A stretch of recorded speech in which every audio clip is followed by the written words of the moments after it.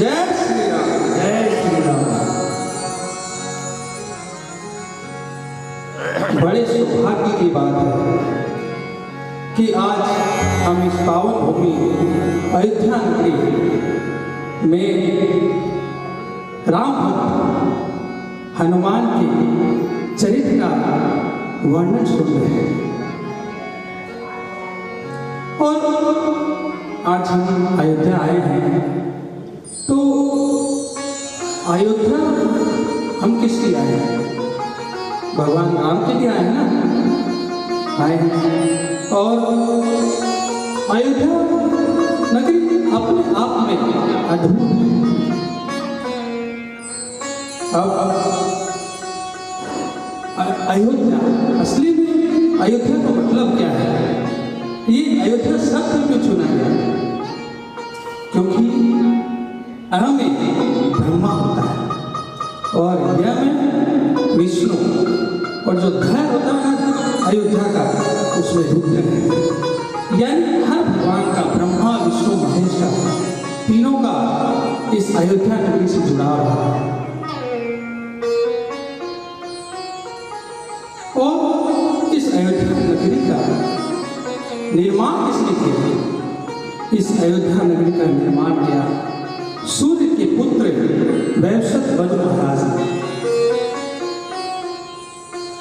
और हमेशा हम सरयू नदी जाते हैं।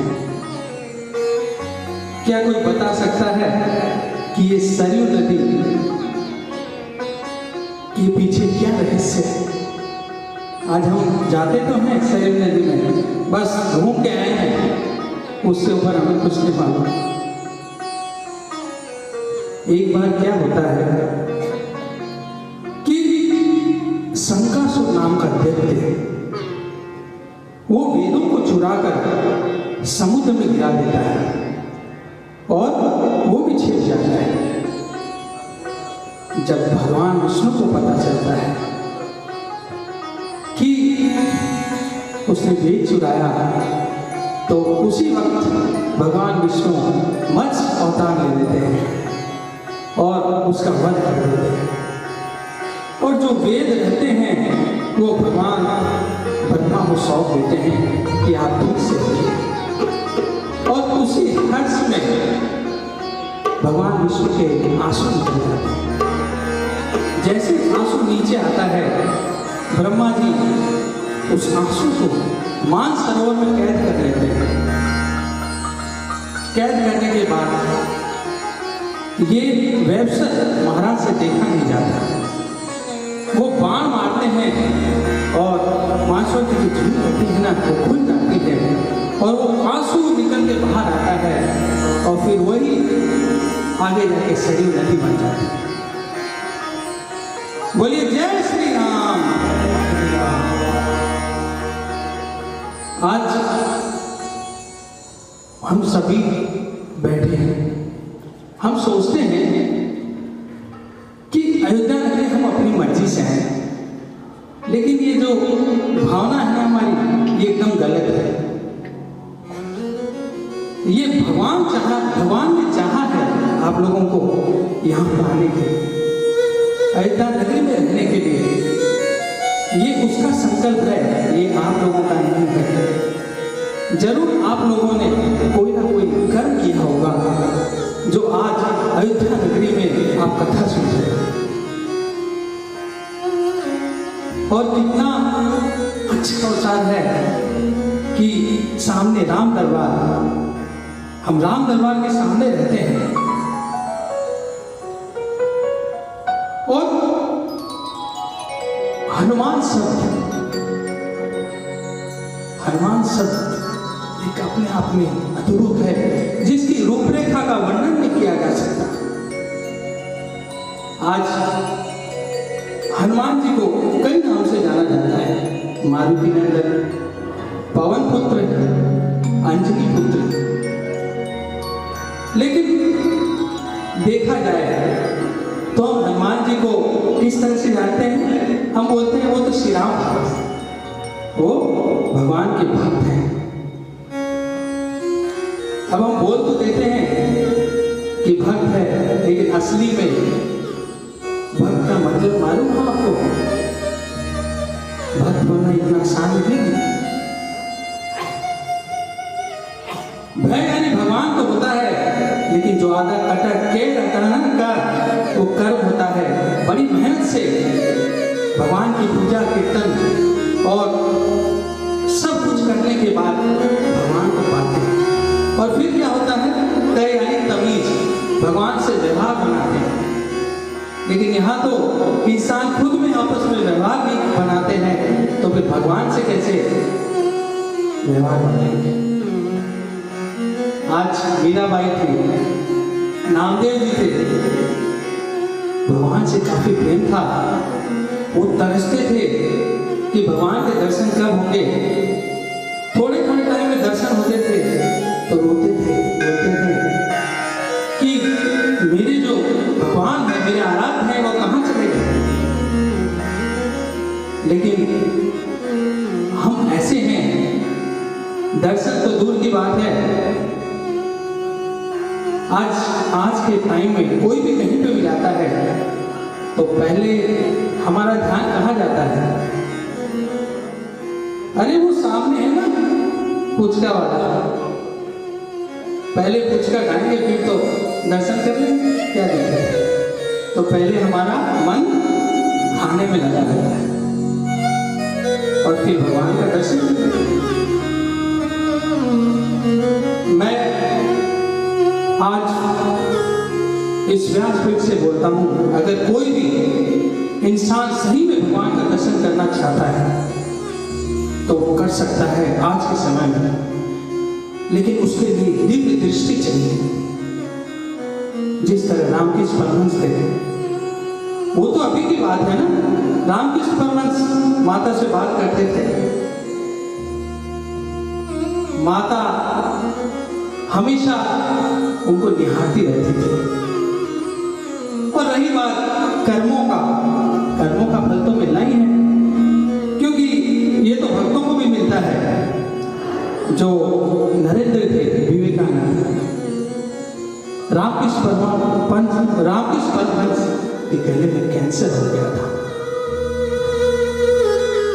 वो रोते हैं विवेकानंद कि माँ तो आपके पास ही रहती है, तो आप माँ को क्यों नहीं बोल देते कि आप गिट नहीं सकते, कुछ न खा सकते, न पी सकते, आप त्राहिमाम कर रहे हैं। क्या आप माँ से बोल नहीं सकते? मुझे देखा नहीं जाता। हंसने लगते हैं रामकृष्ण परमहंस। तुझे लगता है मेरी पीड़ा माँ सहन करेगी? अच्छा होगा तभी मुझे मिला होगा, क्या पता मैंने ऐसा कुछ किया है जिसका इस जन्म में ही वो भोग ले। तो कर्मों का हिसाब हर जन्म में मिलेगा, इसलिए कर्म बढ़िया करना बहुत जरूरी है। और हम इतनी दूर जाते हैं, कहीं पे भी जाते हैं कथा सुनने के लिए, धर्मस्थल पे जाते हैं या शहरों में जगह जगह धार्मिक स्थल, धार्मिक काम, कथाएं होती रहती हैं। लेकिन कथा हम क्यों सुनते हैं? असली में कथा का मतलब क्या है? कथा का मतलब है क्या, यानी कर्म। जब कोई भी भक्त बनता है ना, तो वो सबसे पहले भगवान को अपना बनाने की कोशिश करता है और उसको निहारता है, कड़ी तपस्या करता है, संघर्ष करता है। और आप देख लीजिए आम जीवन में भी जब तक आप संघर्ष नहीं करेंगे, जब तक आपको कुछ प्राप्त नहीं होता। और भक्त होने की तो दूर की बात है। तो कर्म करना, भगवान को पाना, फिर है यानी वहीं थम जाना, भगवान के प्रेम में थम जाना, भगवान को प्यार करना, भगवान को निहारना, फिर लास्ट में आता है, यानी भगवान उसको आजीवन अपना बना लेते हैं। कथा का मतलब ये होता है। लेकिन वैसी दृष्टि होनी चाहिए, कृपा तो अपने आप उसकी बन जाएगी आपके ऊपर।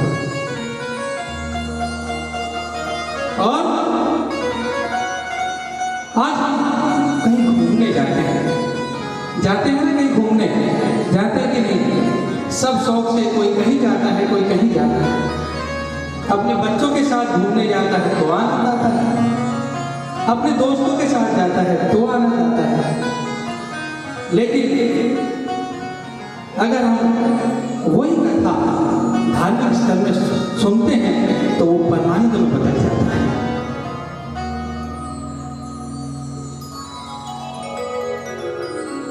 जय श्री राम।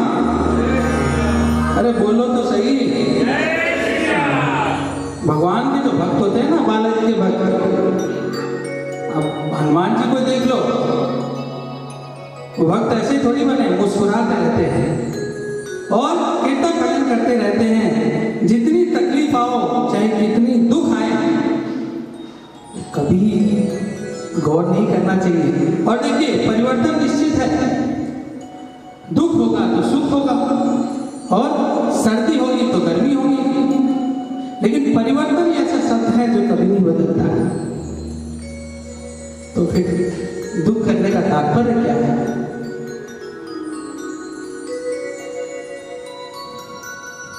आज सालासर जब जाते हैं, सालासर जब जाते हैं तो हरियाणा से कोई निकला तो क्या बोलता है वो अपनी भाषा में? अरे माना बाबा का जाना सर बोलते हैं, ऐसे ही बोलते हैं ना। और राजस्थान वाले कैसे बोलते हैं? जानो पड़सी, बालाजी के दर्शन करना पड़सी। यानी हर जगह से अलग अलग भाषा है, हर जगह से लोग जाते हैं सालासर, लेकिन आत्मा तो एक ही है। तो क्यों ना उस आत्मा से परमात्मा को पुकारे। और सामने राम मंदिर भी है। अब बाबा को तो पुकारेंगे, लेकिन बाबा को ये बोलना पड़ेगा, बाबा साथ में राम जी को लाना पड़ेगा, आपको लक्ष्मण जी को भी लाना पड़ेगा ना।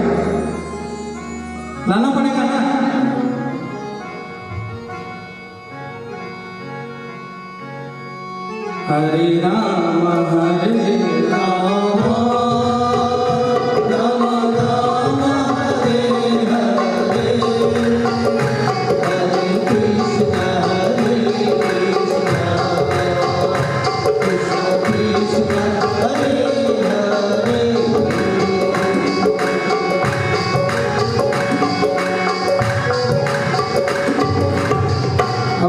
अकेले अकेले हरि कीर्तन करोगे तो कैसे चलेगा? अगर साक्षात परमात्मा भी आप लोग के साथ कीर्तन करे तो कितनी बड़ी बात होगी। आना पवन कुमार हमारे हरि, आना पवन कुमार हमारे हरि,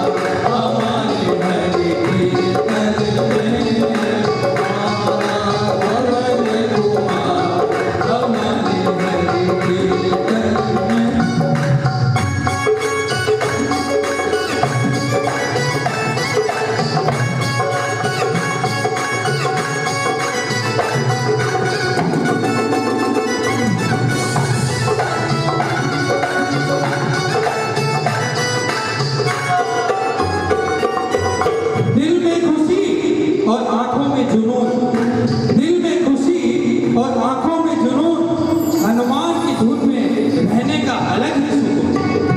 जय हो। अच्छा, बाबा के भक्त क्या झूमते नहीं है, नाचते नहीं है? आप लोग कितने बैठे रहते हैं, ऐसे ही रहते हैं क्या?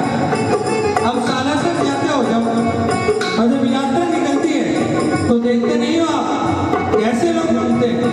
और जब हम शादियों में जाते हैं तो सामने वाले वो डीजे बजते हैं तो नाचते रहते हैं। दुनिया मतलब दिखावे वाली दुनिया में खूब नाचो, लेकिन जब बाबा की बारी आती है तो भक्त बनने में इतनी शर्म। जय हो।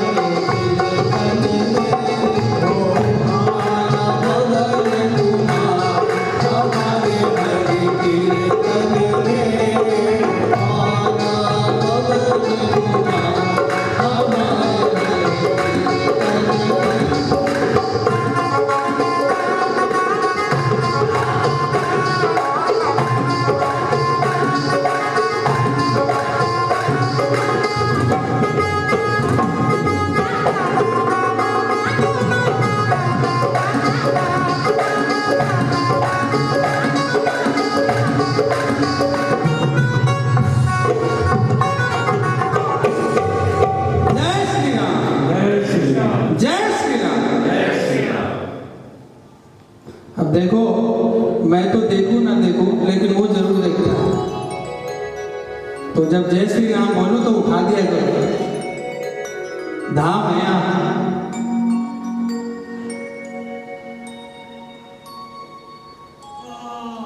देखिए, भगवान राम के जो भक्त हनुमान, वो ऐसे भक्त नहीं बने, उनमें भाव था। वो सारे दिन भगवान से नित्य नया प्रेम करते थे। आप लोग कैसे भक्त बन सकते हैं? आप लोग जिस तरह से आप कहीं जाते हैं, अब कुछ तीर्थ स्थल पहाड़ों में भी होते हैं, तो क्या करते हैं कई बार, वहां तीर्थ स्थल है और हम बीच में आके बोलते हैं अब कौन हो, अब बस की बात हो ना, अच्छा से ही हाथ जोड़ लिया तो फिर आ जाते हैं। तो ऐसे कई लोगों का दर्शन छूट जाता है। तब उनके लिए क्या उपाय है? उनके लिए एक ही उपाय है। अब तीर्थ यात्री कौन हुआ? आप लोग। और तीर्थ स्थल कौन सा हुआ? सत्संग। यानी तीर्थ यात्री इस सत्संग में आते हैं तो उनकी यात्रा पूरी हो जाती है। बोलो जय श्री राम, जय श्री बाला।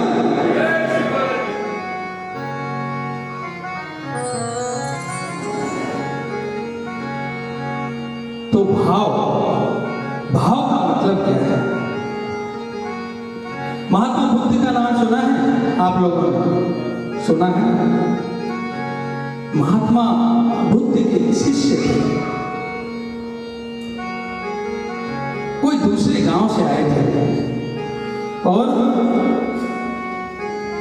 हाथ जोड़कर खड़े हो गए और बोलते हैं,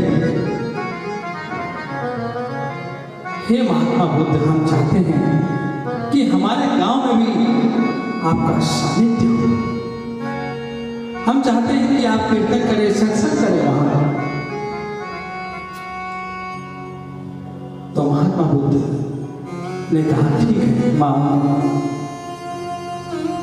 जब बाहर निकले वो शिष्य, वो भक्त, तो जो महात्मा बुद्ध के साथ रहते थे उन्होंने ये कहा, एक काम करो, महात्मा बुद्ध तो आएंगे लेकिन उनके साथ हजारों भिक्षु आएंगे, तो एक काम करना, घर में तो रहेंगे नहीं हम, तुम्हारे गांव में अगर बाग बगीचा रहे तो वहां हमारी ठहरने की जगह कर देना। बोले ठीक है। बोले खाने का तो हम भिक्षा मांग के भी खा लेंगे, तो खाने की चिंता मत करना। ठीक है। बहुत खुश हुआ, अपने गांव पर पहुंचा, पत्नी से कहा, जानती हो हमारे गांव कौन आ रहे हैं? महात्मा बुद्ध आ रहे हैं और उनका सानिध्य मिलेगा ना तो हमारे ये गांव धन्य हो जाएगा। ये बात सुनते ही खुश हो जाती है। बोला अच्छा एक काम करो, मेरे को जाने दो, बाग बगीचा देखने दो, थोड़ा इंतजाम भी करना है, उनका आने का समय भी हो रहा है। चारों तरफ बाग बगीचा देखते हैं तो अचानक से एक बगीचा उनको समझ में आया। बगीचा समझ में आया, अच्छा लगा, लेकिन जो बगीचे का मालिक था बड़ा क्रूर था, वो इन सब चीजों से दूर रहता, वो पसंद कम करता था। तो वो जो भक्त जाके बोलता है, काम करो, मेरे महात्मा बुद्ध आएंगे, ये बगीचा मुझे दे दो, मैं लेना चाहता हूँ। बोला नहीं, मैं नहीं देता हूँ बगीचा। लेकिन लास्ट में कैसे जैसे माना, कहा एक काम करो, एक शर्त पे दूंगा ये बगीचा, तुम्हारे पास ये जमीन जितने सोने के सिक्के होंगे ना, जितने सोने के सिक्के होंगे उतनी ही मैं जमीन दे दूंगा, वो बगीचा तुम्हारा है। आंखों में आंसू आ गए उस भक्त के। उसने कहा ठीक है, शुक्रिया करता हूं भगवान का कि तू मान तो गया। जाता है वो, जो संपत्ति रहती है उसकी, वो आदि संपत्ति अपनी पत्नी के नाम कर देता है, और जो खुद की संपत्ति रहती है उसको बेच देता है, और उससे वो सोने के सिक्के इकट्ठे कर देता है।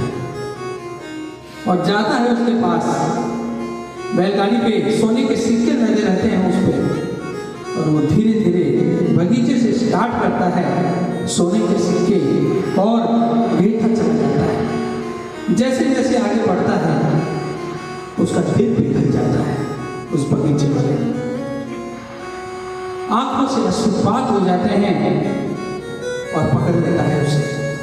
बोलता है, अरे मैंने भक्ति, मैंने शिष्य की परीक्षा की, मैंने ये क्या भूल किया, मुझसे बहुत बड़ी गलती हुई है, मुझे क्षमा कर दो, आज मैंने क्या कर दिया।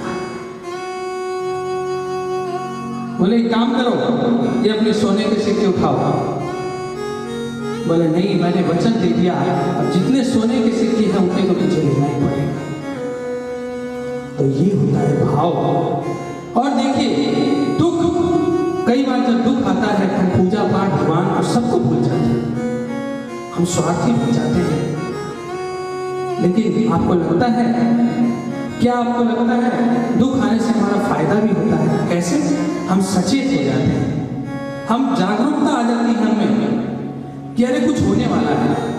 लेकिन वही हम सोते रहते हैं, जिंदगी आराम से चल रही है, और अचानक से कुछ हो जाए तो हमारी जिंदगी बदल जाती है।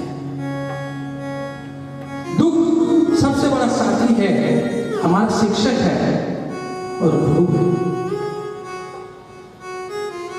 जिस तरह से एक बच्चा एग्जाम देता है ना, एग्जाम देकर ही दूसरे क्लास में जाता है, उसी तरह भगवान भी हमारी परीक्षा लेते हैं। और परीक्षा में जब हम पास हो जाते हैं तो अपने आप हमारी जिंदगी को बदल देता है।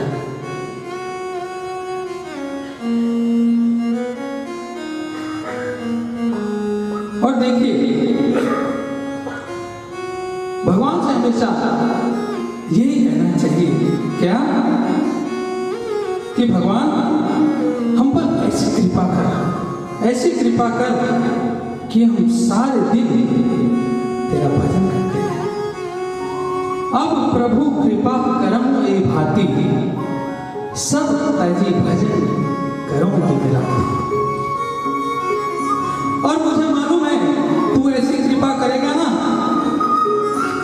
तो मेरे जो जिंदगी के जो कुछ रास्ते में अटकी हुई चीजें हैं वो भी खुल जाएंगी। लेकिन वैसा भाव लाना पड़ेगा, वो आस्था लाना होगा। अगर जिंदगी में वो आस्था नहीं रही ना तो सब कुछ खत्म है।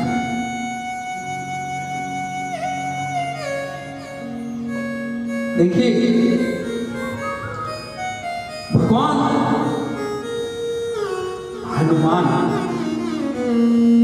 हनुमान जी का जन्म क्यों हुआ, कैसे हुआ, क्या कारण था?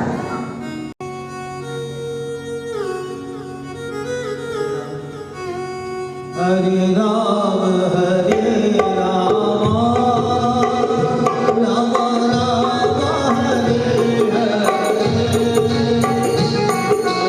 कृष्ण कृष्ण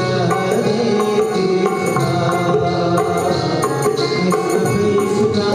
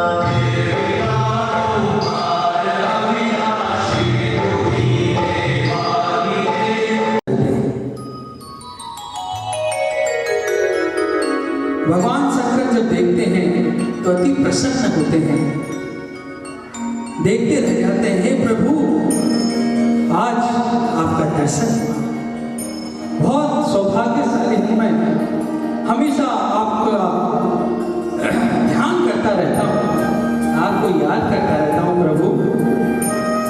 जब भी देखता हूं मेरा मन हर्षोल्लास से उठ जाता है, इतना खुश हो जाता हूं मैं, इतनी भक्ति आ जाती है। और जानते हो प्रभु, ये जो मुझ में शक्ति है ना वो इसलिए है क्योंकि मैं आपकी भक्ति करता हूं। अच्छा, ऐसी बात है? भगवान विष्णु कहते हैं अच्छा ऐसी बात है। अरे भोले बाबा, आप भी हमारे दिल में हो और आपको मालूम है आपकी भक्ति हमारे अंदर है। मैं जानता हूं आप मुझे बहुत मानते हो, स्नेह देते हो, आप मुझसे प्रेम करते हो,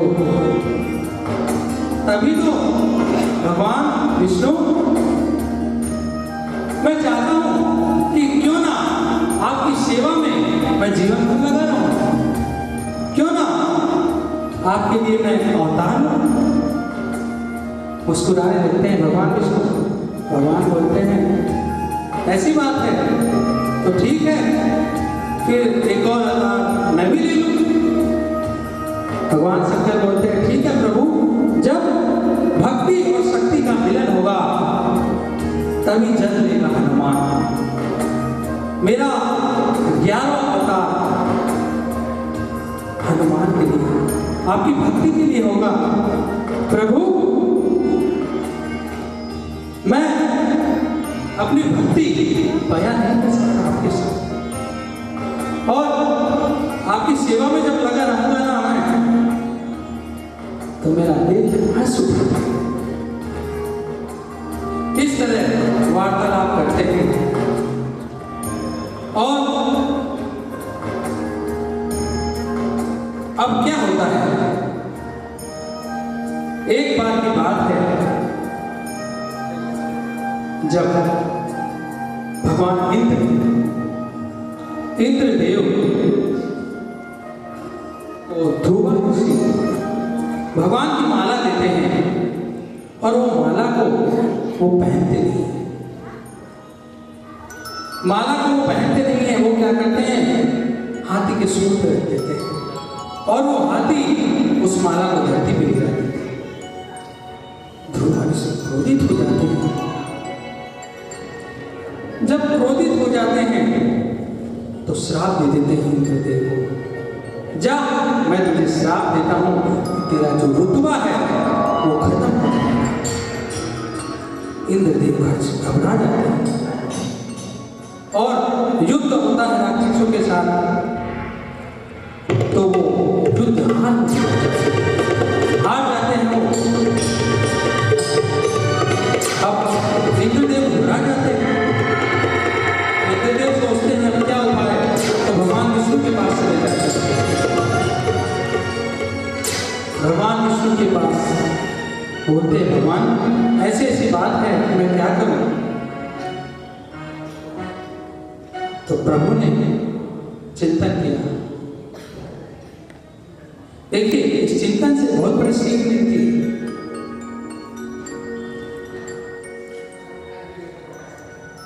हमारे जीवन में कई बार ऐसी कहानियां लिख दी जाती हैं, ऐसी परेशानियां लिख दी जाती हैं, उसको बदला नहीं जा सकता। कई लोगों की जिंदगी में आर्थिक स्थिति खराब चलने लगती है।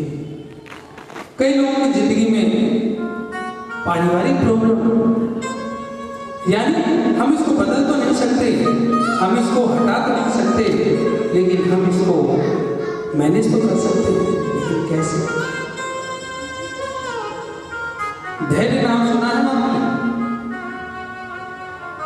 धैर्य। भगवान राम जब सीता का हरण हो जाता है तो उस टाइम तो ना कोई साइंस था, ना उनके पास ट्रांसपोर्टेशन सिस्टम था कि वो जाए कैसे, लेकिन उन्होंने धैर्य रखा और समय आने पर छोटे बंदरों से लेकर बड़े बंदरों तक उनसे सहायता ली और धीरे धीरे उन्होंने सेतु ब्रिज का निर्माण किया। अगर वो आज राम सेतु ब्रिज ना होता तो क्या आप लोग जो देख रहे हैं उनको देख पाते? नहीं ना। तो धैर्य आदमी में रहना बहुत जरूरी है। जब भगवान ने धैर्यता रखी तो आप क्यों नहीं रख सकते? दूसरा, समय के अनुसार बदलना पड़ता है इंसान को। जिस तरह से ईंट, बालू, सीमेंट, उससे क्या बनता है? घर बनता है। वो घर 4 मौसम को, यानी कई मौसम आते हैं, उनको झेलता है। सर्दी को भी झेलता है, गर्मी को भी झेलता है, तूफान को भी झेलता है और बारिश को भी झेलता है। यानी कई मौसमों को झेलता है, फिर धीरे धीरे जाता है ना। अगर वो पढ़ा हुआ है और वो लिखने जा रहा है कुछ, कई प्रश्न के उत्तर आ गए लेकिन कई प्रश्न के उत्तर नहीं आ रहे, तो अगर वो अपने दिमाग से लिखता है कुछ तो कुछ हद तक वो उत्तर सही होगा, लेकिन वो किसी से पूछता है तो वो गलत भी हो सकता है। तो भगवान ने इतना बड़ा हथियार दिया है आपको, आत्मचिंतन। सुनो सबकी लेकिन करो मन की। अगर कोई सही कहता है तो ठीक है, पहले 10 बार आत्मचिंतन करो, सोचो कि ये सही है कि गलत है। तो पहला धैर्य, दूसरा समय के अनुसार बदलना, और तीसरा क्या है, आत्मचिंतन। तो भगवान विष्णु आत्मचिंतन कर रहे होते हैं। बोलते हैं कि इसका एक ही उपाय है, समुद्र मंथन। जैसा कि आज भागवत में आपने सुना, समुद्र मंथन से कई चीजें निकली, कई रत्न निकले, मां लक्ष्मी निकली, कामधेनु निकली, धन्वंतरी जी निकले। उसी समुद्र मंथन में पूतन स्थला नाम की अप्सरा निकली। और अप्सरा निकलते ही इंद्र लोग चली जाती है, वो नृत्य करती है, सबको अच्छा लगता है। और पवन देव वहां रहते हैं। पवन देव के साथ अप्सरा की मित्रता हो जाती है, तो वो पृथ्वी लोक पे आते हैं। पृथ्वी लोक पे आती हैं तो जल क्रीड़ा करती हैं आश्रम के सामने, जो कि नद मुनि का आश्रम रहता है। ऋषि ध्यान लगा रहे होते हैं। ध्यान लगाते ही अचानक से उनको आवाज आती है।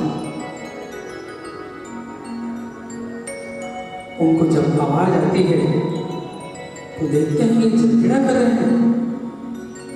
उनको बोलते हैं सावधान हो जाओ, शांत रहो, मैं जप कर रहा हूं, मैं ध्यान लगा रहा हूं ईश्वर के। नहीं मानते, अचानक से क्रोधित हो जाते हैं और श्राप देते हैं, जा तो बानर बन जा। डर जाती है बोलती है, मुझसे बहुत बड़ी गलती हुई, मुझे दोष लग गया। चरणों में गिर जाती है, बोले देख, दया आ जाती है ऋषि को, देख काम कर, अब ये श्राप तो मीठा नहीं हो सकता, लेकिन तू जब तक चाहेगी वानर का रूप ले सकती है, और जब तक चाहे इंसान का रूप ले सकती है। और दूसरी तरफ महाराजा,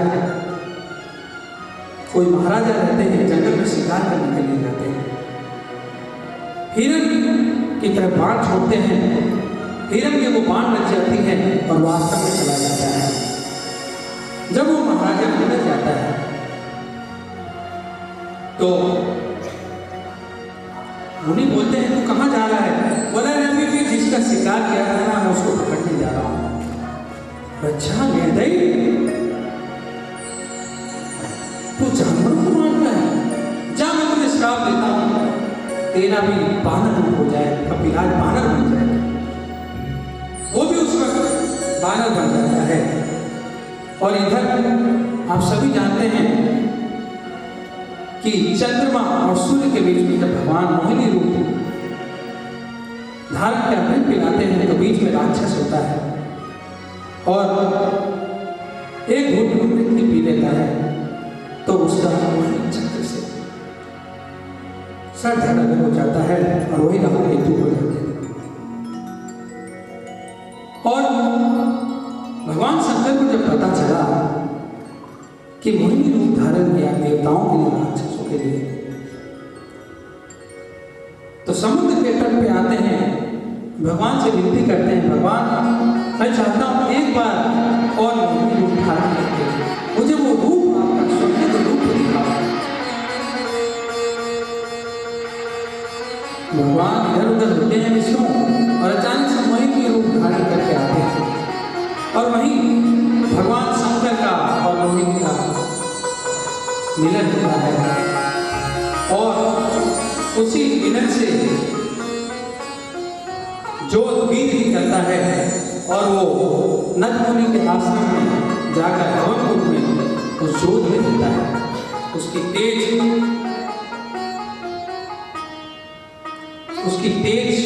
वो हवन कुंड में धमकती रहती है। अब देखिए हनुमान जी सही में उनके जैसा कोई भक्त नहीं। उनके जैसा भक्त कोई नहीं बन सकता। वो त्रेता युग में तो उन्होंने भगवान की पूजा की, लेकिन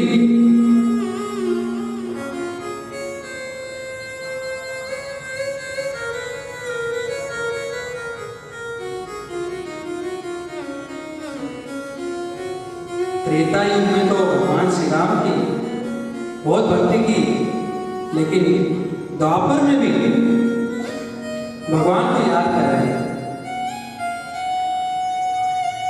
एक बार की बात है, त्रेता युग निकल गया, द्वापर आया, एक युग निकल गया, भजन कर रहे हैं भगवान हनुमान जी श्री राम का।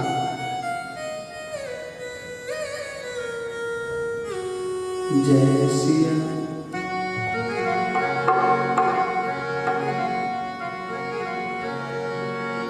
हरे राम हरे राम राम राम हरे हरे, हरे कृष्णा हरे कृष्णा, कृष्णा कृष्णा हरे हरे,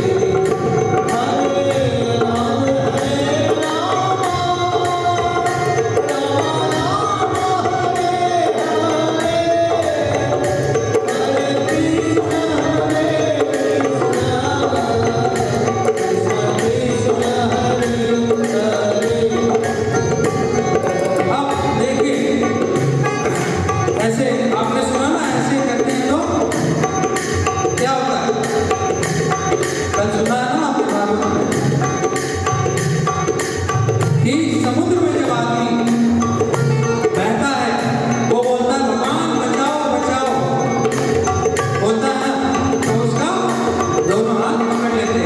और आप ऐसे करोगे तो फिर बचाएंगे कैसे? ऐसे करोगे और ऐसे भी करोगे तो क्या होगा उससे?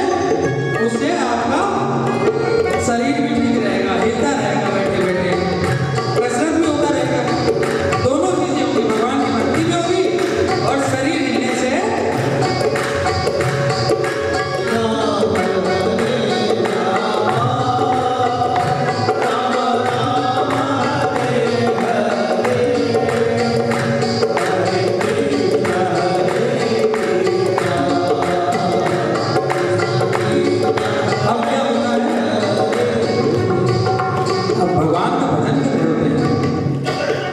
नारद मुनि आते हैं। अब ये नारद मुनि कौन है भाई? हमारे जीवन का नारद मुनि कौन है जो इधर को उधर करता है क्या कोई?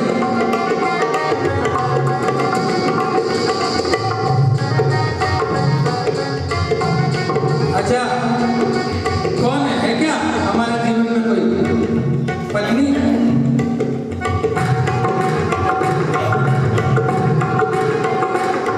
कई लोग रिश्तेदार होते हैं, बोलते हैं कि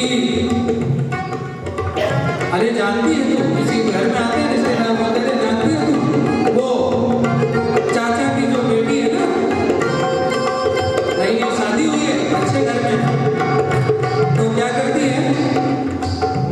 बोलती है कि देख आज 5,000 की साड़ी लाई हूँ, कल 10,000 की साड़ी लाई हूँ, और आजकल तो ये क्या चल गया है, ये लगाते हैं ना स्टेटस में, क्या व्हाट्सएप, और दिखाते थे कहीं ना कहीं की शादी लगा रखी है, आज ये तो आप नहीं बोली ना।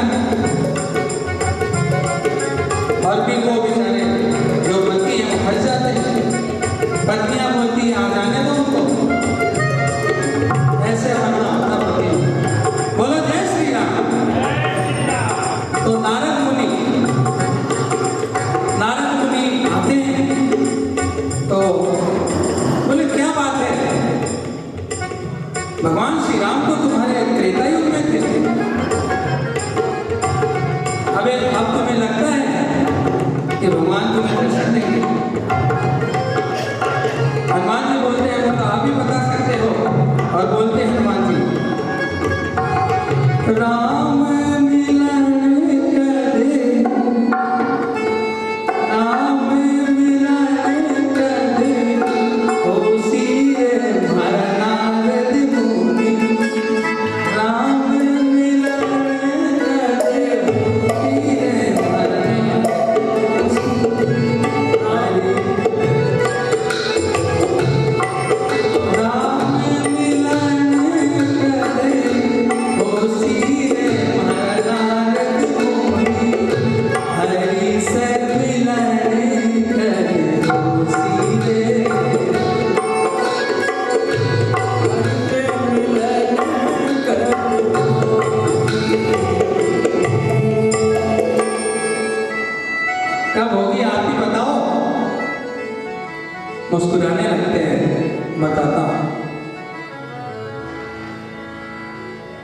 त्रेता युग में तो भगवान का नाम राम था।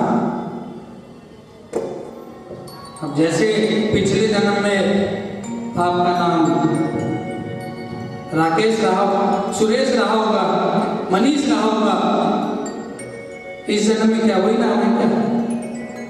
इस जन्म में नाम अलग है।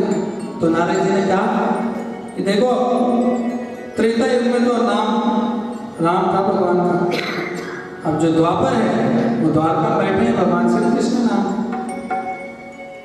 और जब भगवान की इतनी भक्ति है तो द्वारका क्यों नहीं चले जाते? बोले नहीं, मैं जाना नहीं चाहता, मैं अपने प्रभु को परेशान नहीं करना चाहता। लेकिन यहाँ तो ऐसे जीव हैं आजकल कि अगर उनको पता चले कि सही में भगवान राम आ गए यहाँ पे, तो सब चले जाएंगे और फिर वो सेल्फी खिंचवाएंगे, सेल्फी फोटो कि भगवान आपके साथ लेते हो। इसीलिए तो भगवान के दर्शन नहीं होते आज के समय। दर्शन के लिए भक्ति चाहिए।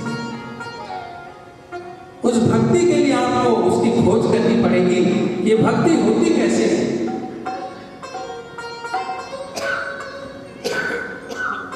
द्वारका चले जाओ, वहां पे मिलो भगवान श्री कृष्ण से।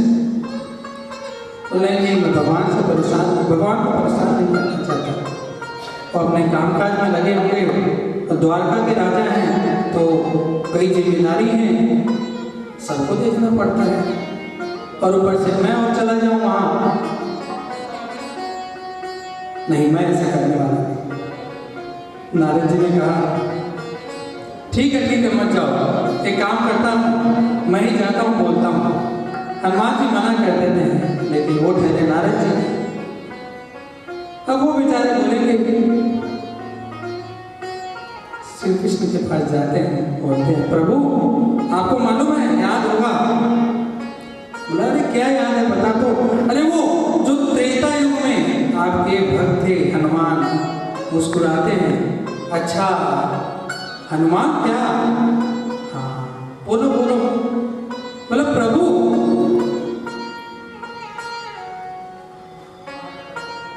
मैंने कहा जब उनको कि आप वहां चलो, तो उन्होंने मना कर दिया। और फिर मैंने कहा अच्छा एक काम करो, मैं भगवान को यहाँ लाता हूँ। तो उन्होंने मना कर दिया, बोला नहीं, कल रामनवमी है और मैं कल माटन पर्वत पे नहीं रहूंगा, मैं रामनवमी पे अयोध्या जाऊंगा, भगवान का बर्थडे मनाऊंगा और जो कई ब्राह्मण है ना उनको मैं जिमाऊंगा। तो वो तो रहेंगे नहीं। अब एक बात बताइए प्रभु, मैं चाहता हूं कि क्यों ना हम ब्राह्मण स्वरूप धारण करें और उनके पास चलते हैं, फिर हमको पहचान भी नहीं पाएंगे। भगवान अंदर अंदर मुस्कुराते हैं और बोलते हैं, अपने आप सोचते हैं कि देख कैसा मूर्ख है, परीक्षा लेता है हनुमान की। वो भी तैयार हो जाते हैं, दोनों ब्राह्मण का रूप धारण कर लेते हैं, नारद जी और कृष्ण। इधर अयोध्या में भगवान का भजन कीर्तन चल रहा है और हनुमान जी पंडित बनकर चारों तरफ संत को बैठा देते हैं। संत को बैठाते हैं, संत को अपने हाथों से दिखाते हैं खीर, पूड़ी, हलवा, तरह तरह के व्यंजन। सबको बोल रहे खाओ खाओ बढ़िया से, और बोलते जाओ जय श्री राम जय श्री राम। खाते रहते हैं और सब जय श्री राम। भगवान श्री कृष्ण और नारद जी के बैठ जाते हैं। नारद जी बोलते हैं भगवान उसे रहा नहीं जाता, इतनी बढ़िया सुगंध आ रही है, आज तो खीर, हलवा, पूड़ी, वाह बहुत खाने का मन कर रहा है।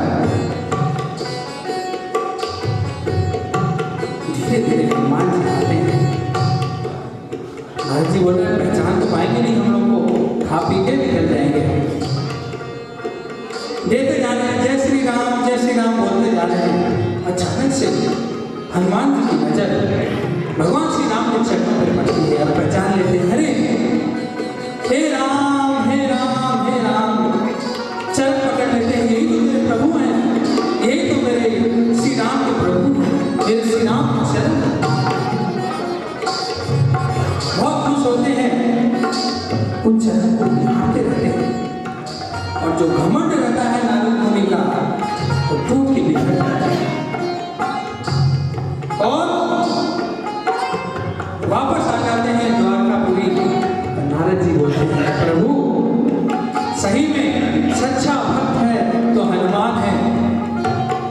मैंने तो सोचा था कि मुझसे बड़ा भक्त कोई है ही नहीं, इतने बड़े भक्त हुए लेकिन हनुमान जैसा भक्त कोई नहीं। और जय श्री बालाजी।